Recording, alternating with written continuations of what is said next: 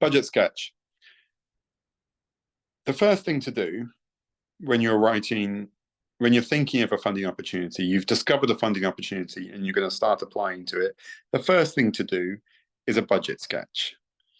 Do not start with a detailed budget. Do not start with any of the writing of that opportunity. Don't do it. It's not worth it. Don't even begin with the project title.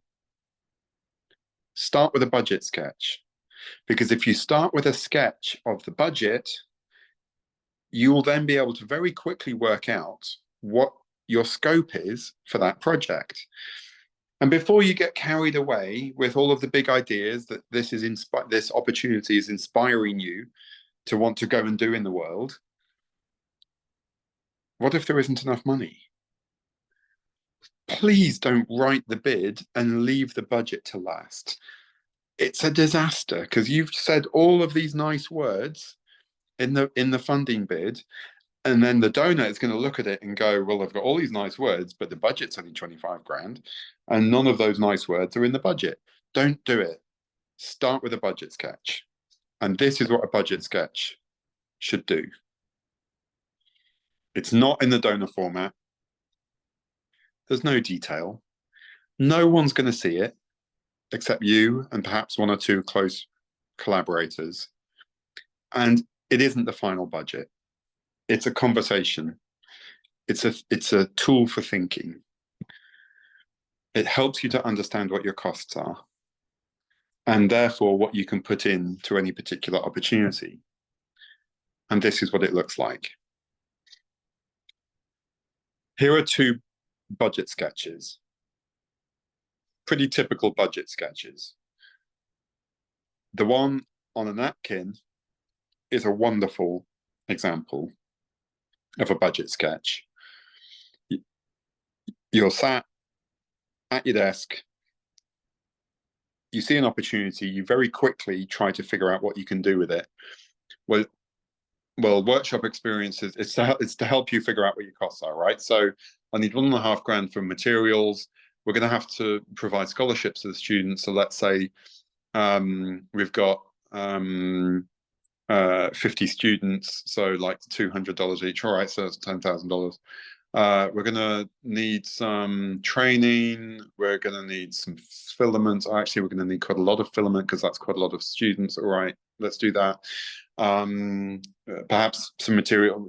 And tell you what, we could maybe get a laser cutter out of this. All right, that's how much it's going to cost, and that's how much we're going to have left. All right, done. Bit of a sketch. Oh, we need to take the laser cutter out. Oh, we don't have that many participants. You just remove it. You can change the budget sketch, right? This is where you should start your fundraising every single time. I often use Notepad.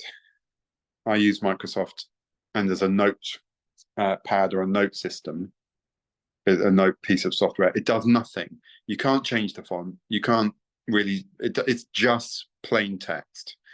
And I use it all the time for doing budget sketches. What you're looking at there is a budget sketch for a $100,000 Canadian dollar project that I actually applied for with the African Makerspace Network and KNUST in Ghana a few weeks ago. Right, $100,000, which is about $72,000 US, and it's going to take 2 years. First thing I know I'm going to have to charge is indirect costs, the overheads, the indirect costs. So, and that's 10%. Indirect costs are charged on direct costs. It's not 10% of 72,000. It's 10% of direct costs, which will be about 65,000 plus 6.5, you get to about 72 sort of thing. Indirect costs are not a percentage of the total. So, all right, take out 6.5 for that. I want to say give maybe half the budget to the makerspaces. So let's put 30K in there. We're going to need principal investigator because it's a research project. So let's see what we can get for 8K on that. Maybe they're just 1 day a week or 1 day a month for 2 years, whatever. They don't do much. They just, maintain the quality. Then we've actually got the person who does the work, the researcher. We need someone to organize stuff because the researcher is going to be thinking all the time rather than trying to book meetings and things. So maybe someone to help them organize it, someone who can actually do the networking. Can we afford any travel? Oh God, no, probably not. But yeah, actually the donor says we have to, and it's one of the things that they've written in their funding call. Right, bang, bang, bang. What else is going on?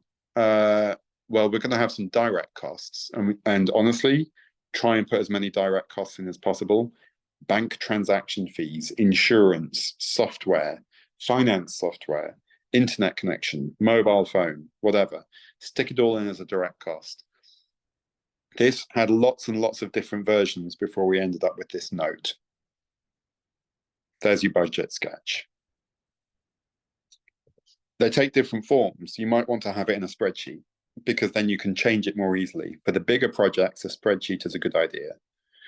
For the bigger projects that are more complicated and where you have to ultimately tell the donor, is this equipment or is this programs or is this events? You have to categorize the spend. Sometimes that can be useful too, but these just start out as sketches.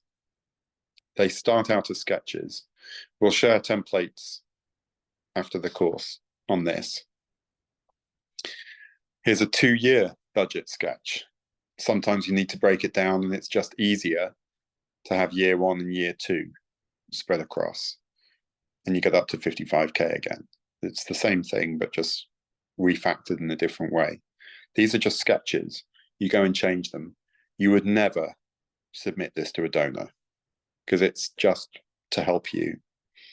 Right, we're going to do a quick activity. So open up the chat in Zoom, please. And I would like you, and turn your mics on if you want, I would like you to do a quick budget sketch for a one day training course on 3D printing for 10 students at your makerspace. Go. Write it into the chat. So I'm going to join in as well. How do I get to the chat?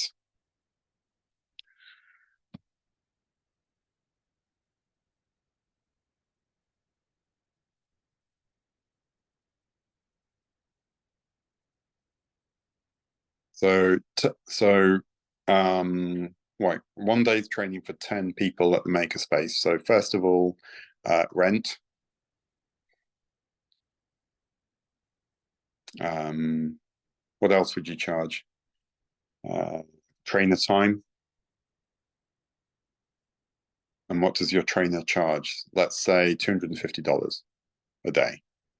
Actually, there's also going to be prep time. So maybe 250 again. Travel assistance for the students, great. What about some materials costs? So like $10 a student? Yeah. $500 in total, yeah. So because if you're doing something like with Arduino or something, or Raspberry Pi, yeah, new projector. Maybe this is an opportunity for you to get a new projector. Good idea. So a new projector might be like $400 for that. Machine rental. Yeah, so let's say machine rental, you want to make a bit of money on this. New 3D printer potentially. Could be a very expensive training. Depends which 3D printer you're getting. But actually, maybe what you need to do is you've only got 5 laptops and you need to buy 5 new ones, or you need to share. So you redesign the training. All right, 5 new laptops. Or we could rent a laptop for the day. Rent a laptop, brilliant. What else? Maybe if someone wants to turn their mic on and contribute.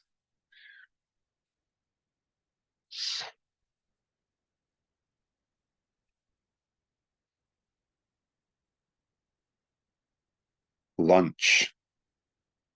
Well remembered.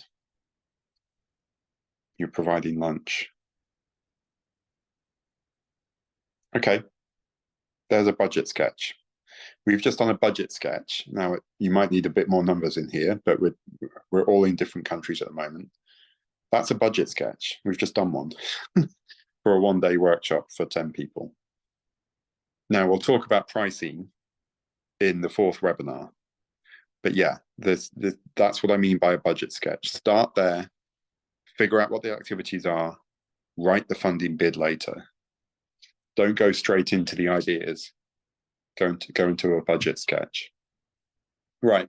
Something else I want to say about a budget sketch. An open culture can help. This is really hard. Yes, absolutely, Steve. The market value of the items and cost price. And yeah, we're going to come to that in the pricing section, but that's exactly what we're talking about. Right, an open culture can help. How can you budget if you don't know how much your colleagues are paid? You have to know, and you have to treat it sensitively, and you have to treat it carefully. And maybe the finance team will be able to give you some advice as a cost in total per day or per month or per year that you can then divide down, which is like an estimate. But it's really, you know, for a lot of my work, I need to know how much each person costs per day, because in my work, it's because I'm working often in lots of different places, and the rates are different in different places. But perhaps for you, you know, maybe you'll have a local trainer and an international trainer. You need to know how much they cost. An open culture can really help.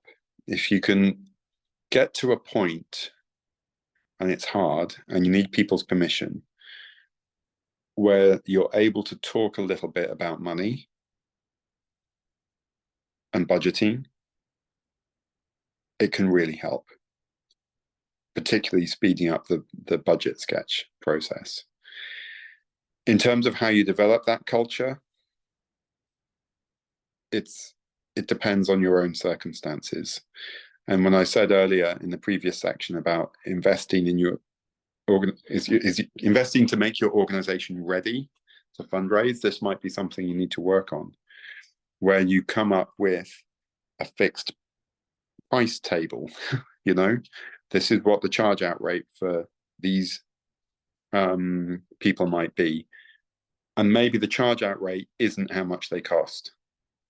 It's just how much you charge. And what they earn could be different. But having some kind of open culture around money will make it easier for you to fundraise, because then you know how much to ask for.